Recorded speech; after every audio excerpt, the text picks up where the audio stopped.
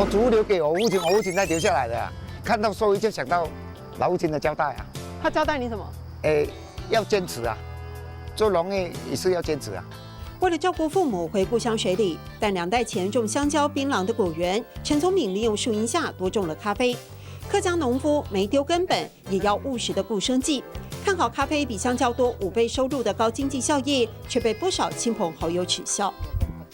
台湾喝咖啡的人口虽然目前很多了，但是一般认识咖啡要去强调质的，毕竟还不是有多数人知道。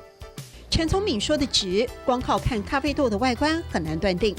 进口的很多都是粒粒的就摘了，它甚至用机器采收的、啊。我们坚持手工采收，红了一个一个采收，这样下来的质它会好。在这个人工管理的过程当中，成本高，但是我们的质稳定，我们的咖啡因含量低。熟红的咖啡豆含有的咖啡因浓度比较低，标榜喝了不容易心悸，也以此打开了销售市场。我的咖啡推出以来啊，几乎年头到年尾都是同一个价格。所以我们的是品质优良，价值稳定。品质优良，价格稳定，价值稳定。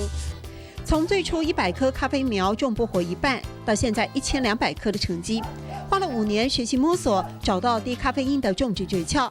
陈聪敏更开心，被心脏不好的老母亲列为禁忌的咖啡终于解禁。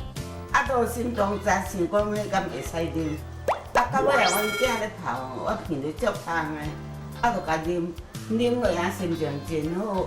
老人家说不出咖啡的质好在哪，但一口接一口，看在儿子眼里是很大的鼓励。将来我就是希望把整个车程串起来，甚至把整个水里串起来。